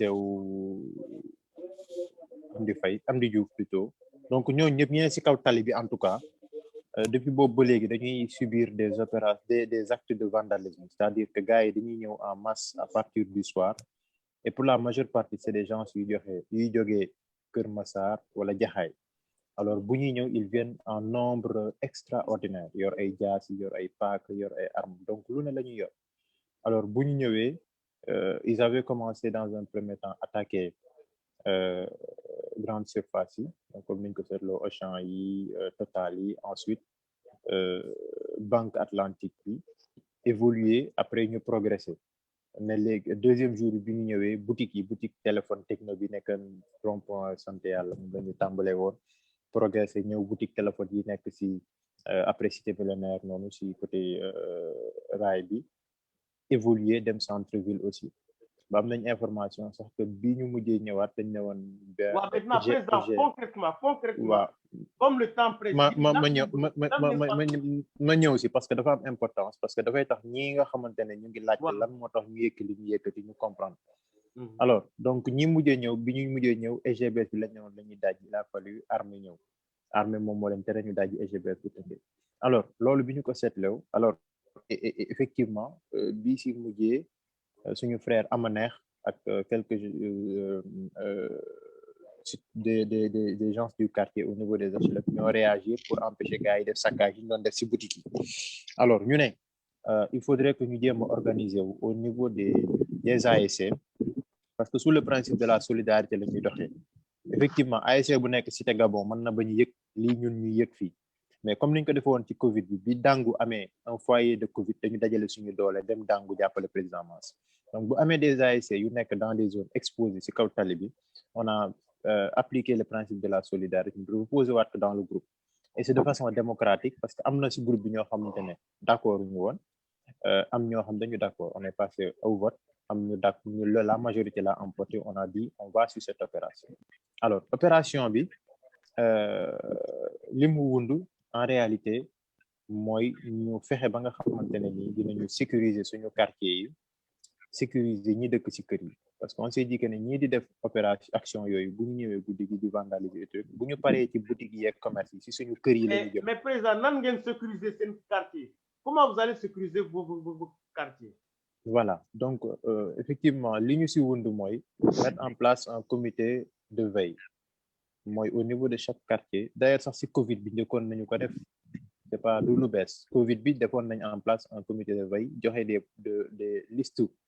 des personnes points focaux yi ak seen numéro de téléphone ak 10 membres au niveau du quartier ñoo doon wër di distribuer des masques ak yooyu ASC bu na joxe woon en tout cas yu ci bëri joxe woon nañ c'est le même dispositif à peu près qu'on a reproduit mais quartier bu ne da ngay joxe un point focal qui sera secondé par 5 personnes ñuy joxe seen tour seen numéro de téléphone et l'objectif c'est que ñu am benn groupe de communication soit WhatsApp boo xamante ne l'information sera partagée à temps réel c'est-à-dire que tey bu ma nekkee cité millénaire ñu am des envahisseurs yu ñëw bëgg a dajji kër yi wala bëgg a dajji boutique yi rapidement l'information le point focal day informer le groupe le grand groupe et que ñu informer l'autorité administrative le préfet ou bien le commissaire pour que ñu jàppale ñu c'est véritablement une disponibilité de l'information à temps réel de sorte que l'intervention puisse être efficace et puisse s'organiser de façon très très rapide bon leneen li moom mooy effectivement am na taxawaay ba nga xamante ne nii de façon dissuasive bu ñu ko taxawee nit ñi dinañu xam ne le simple fait de communiquer en disant que ne le mouvement nawetaan bëggatul parce que ñëpp dañuy jox une nawetaanu Tëngéej ne dañu violent donc bu ñu communiquer dans ce sens ne nawetaanu Tëngéej mouvement nawetaan ñoo taxaw ne bëggatuñu gars yi di ñëw di dajji seeni boutique di dajji seeni kër nit ñi dinañu sóoree loolu parce que gars yi xam nañ ne Tëngéej comme dañu sóoree ne dañu xaw a violent bu leen ko waxee dinañ xaw a xalaataat bu baax balaa ñu fiy dugg di yàq alors beneen aspect bi mooy sensibiliser gune yi parce que ñun ay président ASC du benn du yoon du ñetti yoon situation am sa koñ ñu jàpp fi ay xale yow yaay nekk di jaabante commissariat di jaabante gendarmerie di jàmbate pour dem def médiation pour éviter loolu am on sensibilise les gosses si jamais s'il vous plaît si jamais yéen ngi aviser l'autorité et que l'autorité tarde à réagir comment vous allez faire si quartier bi est-ce que vous allez vous opposer mais écoute xam nga loolu c'est de façon c'est des situations yoo xamante ne on ne les souhaite pas mais tey à supposer que mu bañoon am sax une organisation quelconque waaw comme si doonoon si ñun ñi Zakaria man ak yow buñ la fekkee si sa kër dajji sa kër fekk sa soxna fekk sa njaboot bëgg la neewal doole bu dee ak kuddu nga yor sax di nga ko jël jéem si xeex pour sàmm sa njaboot sàmm say doom est normal donc de telle sorte que bu ñu fekkee si sa koñ fekk di la néewal doole évidemment di nga taxawaay bi nga xamante ni moom nga am pour aar sa koñ sàmm sa koñ wax naa la ko tout à l'heure le médiateur de la République il a bien fait de citer l'exemple d'hier parce que du dara lu dul ñoom ama neex ak waa HLM ñoo taxaw démb bi ñu bëggee dajji boutique techno bi et le médiateur l'a cité en exemple tout à l'heure dans son discours donc taxawaay boobu la loolu c'est le langage diplomatique ay kuddu yu affaire yooyu noonu mais Karim lu laaj dafa leer ndax vous êtes prêt à jàmmaarloo ak boy mais Zakaria est-ce que tout à l'heure li ma wax bàyyi nga ci xel c'est-à-dire que aujourd'hui le dispositif qu'on met en place mooy quand même duñu ay samba boy duñu ay mandari nekkuñu fi di exposer les gens a priori l'objectif c'est que bu situation yu mel noonu amee ñu mën a favoriser la disponibilité de l'information kilifa yi ko war a jot ñu jot ko parce que encore une fois mais kilifa yi s'ils viennent en retard s'ils viennent en retard ñii si war a taxaw dinañ ci taxaw évidemment loolu li ma la wax loolu ku mu doonoon ci yow di nga ko def voilà c'est simple loolu c'est vraiment une solidarité qui va s'appliquer automatiquement Karim li nga leer na nag Karim waaw je pense que Abdou Lahad maa ngi koy fay de passage dafa wax benn wax bu am njariñ bu waxul woon loolu ma tontoo neneen mais dafa wax bu am njariñ tey jii Tëngéej daf ñu am lu ñu étiqueté le mooy que ne dëkku fitna la kon ñoom bu ñu jàllalee message boobu mën na dissuader mën na changer loolu ñeneen avis bañ nekkoon Tëngéej bu ñu jógee nit ñi ñu ngi ñuy xaar je pense que fagaru moo gën faju je pense que ne même bu fekkee ne ñoom du ñu def dara le fait que ñu wax ka rek mën na am ñu mu reculer loolu est-ce que am nañ moyens wala amuñu moyens yi loolu wax na ko ci biir waxam mais bu fenn benn foyer de tension déclenché wu fenn ñoom dinañ am information bi peut-être tey jii si ñoom la gën a yombe pour ñu l'autorité concernée pour kooku jéem a agir mais je pense que kenn du ne idée bu bon la quoi idée la boo xam ne tey parce que tey jii boo doon dem di attaquer kër laxaat ñu ne la laxaat tax ay doomam ñu ngi préparé boo fay dugg di nga xalaataat balaa nga fay dugg mais booy attaqué di kër laxaat amoo benn retour si ne laxaat mu ngi préparé kon tey jii di nga gis ne te ba pare tey jii dañu citer Rufisque en exemple que ne y a des jeunes qui se sont levés qui se sont opposés commandé si ay nit ñoo xam ne dañ ñëwoon pour saccager donc loolu alhamdulilah. waaw mais Karim may kii benn Victor waaw tabaxal tuuti ça rek c'est l'anarchie ça waaw. man Abdoulaye maa ngi lay nuyu sama sëriñ. mi ngi ziar baax Cheikh rafetlu taxawaay bi. comme ni nga ko waxee rek. te kenn rafetluwul acte de vandalisme yi nga xam ne am na si manifestation yi. mais man je crois que yéen seen communication bi dafa am foo xam ne tam da ngeen waroon dem ba jusqu'au bout. parce que booy condamner acte yooyu c'est vrai que ci manifestation mooy indi gars yi tax ñuy puruxlu di def yooyu acte mais li waral manifestation yi tam waroon ngeen si addu mooy que ne wax ak gouvernement bi aussi ñoom tam ñu apaiser dellu ginnaaw loolu je crois que doon na am solo te dina tax booy yi sax gën a adhérer si yéen discours bi ngeen di tenir parce que man j'ai l'impression que ne booy yi ni ñu percevoir seen discours en tout cas ci commentaire yi ma gis yëpp bëri dañ leen jàppe comme ay adversaires alors que du loolu yéen loolu taxu leen jóg donc kon yéen aussi tamit war ngeen jël position wax Macky Sall ne ko moom aussi tamit na jéem a apaiser situation bi comme ni ko sénégalais yëpp waxee que mu nekk communication boo xam ne nii ñëpp dañ siy gis seen bopp mais bu ngeen jógee rek waxe foofu parce que ñoom tam piège la parce que dama seetlu ne depuis que ministre de l'intérieur def discours am boobu gëmloo sénégalais yi ne ay nervi ak ay terroristes ak ay forces obscures ñoo nekk di def saccage yi alors que du lool rek de ñooñu am na ci peut-être mais li ëpp ci sénégalais yi di def ay marche dañu am ay frustration kon booy sensibiliser wala ngay wax ak sénégalais yi aspect boobu dafa am solo loolu mooy tax affaire bi équilibré sinon rek affaire bi day mel ni jàmmaarloo yéen ak booy yi di manifestation ak du ma ne booy yi sax sénégalais yi di manifesté wu loolu moo nekkoon si moo dinañ conclure émission bi dinaa jox parole Abdoulaye Diakhaté et on va terminer par Zakaria lu tëj émission bi Abdoulaye président waaw effectivement suma sëriñ seen blaat li mu wax am na solo mais di ko xam naa ne lii effectivement dañ ciy jàng parce que su remarque la bu mu def bu am solo dañ ciy jàng dañ koy noter mais yàlla dafa dogal jamono ji fi mu toll nii yëkki kàddu dafa metti lool ci Sénégal gi ñu nekk dafa metti parce que li jaxasoo ci wax ji moo bëri coow li bëri ba kàddu goo yëkkati rek mënees na ko orienté fenn mënees na ko jàngatee nen donc mais li ci am ba am ci solo rek mooy ku ci nekk par rapport ak responsabilité bi nga xamante ne moom moo gàllu ci sa loos nga natt responsabilité boobu doxee noonu sa diggante ak sa borom je pense que ni ñun loolu rek moo ci am solo am na loo nga xamante ne nag am na effectivement yaa ngi wax ministre de l'intérieur mais je peux t'assurer que ne en aucun cas notre démarche n'a été influencée par ça li may wax c'est des cas qu'on a vécu c'est du concret je donne un cas très très simple aujourd'hui Cité Millionnaire avant-hier toog nañu ba guddi am suñu benn xarit oo ñu téléphone nañu wax leen parce que bon man nekkatuma kër pa bi quoi nañu waxal sa petit frère na fay lampe kër gi yëpp parce que booy na fay lampe kër gi yëpp quoi parce que booy yaa ngi def ful di yàq di toj di dajj di ñëw xam nga niveau de terreur boobu ñu imposer nit ñi c'est devenu extrêmement grave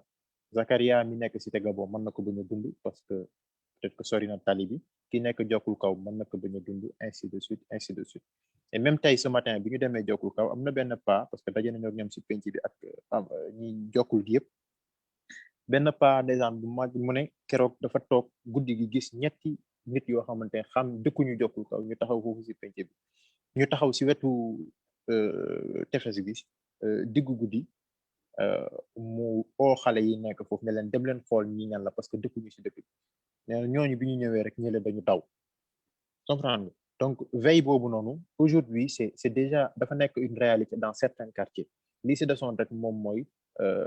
matérialiser que organiser que mais surtout en restant fidèle à li nga xamante ne moom mooy engagement bi ñu amoon au départ mooy juste sécuriser nos quartiers parce que en réalité li nga xamante ne moom moo ñëw actuellement indi jafe-jafe bi ça n'a rien à voir avec les manifestations ça n'a rien à voir avec autre chose c'est purement et simplement guddi gi ay mandaari yuy ñëw yor ay jaasi yor ay paaka di dajji kër yi bu ñu fekkee sa lampe ko di tàkk ñu dugg fa def infraction bu ñu fekkee sa magasin dugg fa def infraction ainsi de suite loolu daal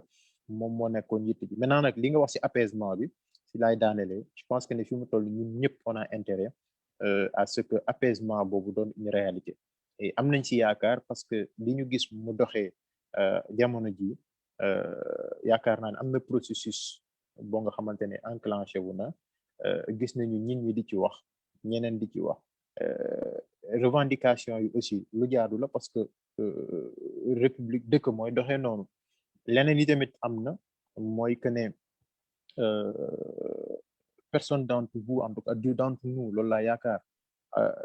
gënalu ko tey jii ni dëkk bi nekk ci situation bu nga xamante ne nii en fait fitna dafay lalu donc ba tax na on a tous intérêt à ce que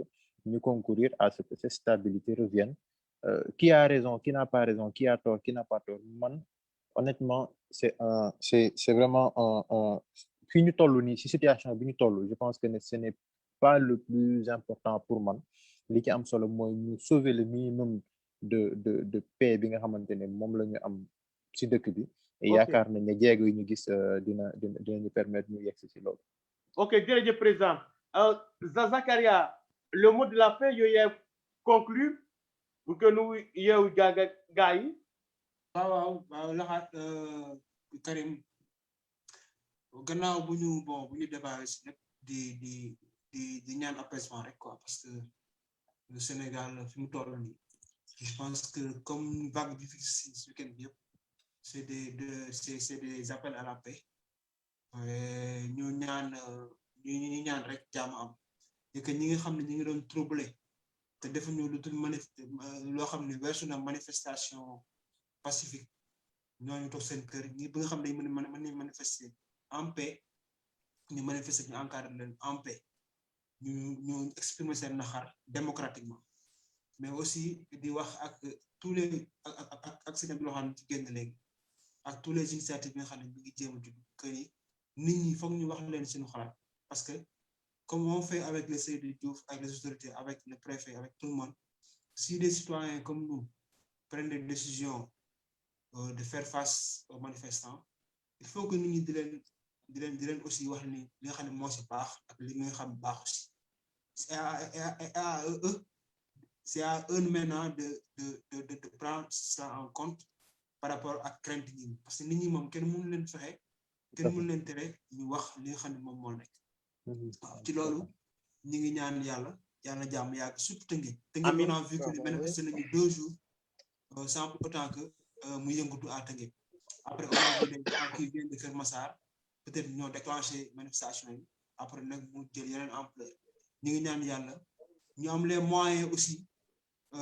ni ñu déployer moyens yi au niveau de la ville mairie ba ak banque yi ak Sonatel ak préfecture nga xam ne arme moo fa nekk ñu am moyens yi mel noonu déployer sur toute la ville que ñu am sécurité nekk si jàmm waaw. ok jërëjëf gars yi maa ngi leen nuyu Laxat Jaxate depuis Italie. Victor mais comment ça s'appelle Abdou Karim. waaw for naa nag tout à l'heure ne sama sëriñ nee na bokkul ci groupe bi maa ngi koy yalwaan mu may ma rek ma mën koy dugal ci groupe WhatsApp bu président yi comme parce que loolu moom man sama erreur la parce que xaw ma ne moom président ASC la. waaw non man xam nga Adama Sène waxoon na ma ko bi ñuy door a démarrer ma waxoon sama vice président bi mu duggul ci groupe bi quoi mais moom après dafa retiré woon mais dinaa la envoyé sama numéro. voilà. ok jaajëf. maa ngi leen remercier di leen jox rendez-vous la semaine prochaine dans votre émission Nee Leer jërëjëf et à la oui Zakaria. waaw non dañuy ñëwaat seen prochaine mais Nee Leer mooy dem na leer ñëwaat rek. ok jaay jërëjëf.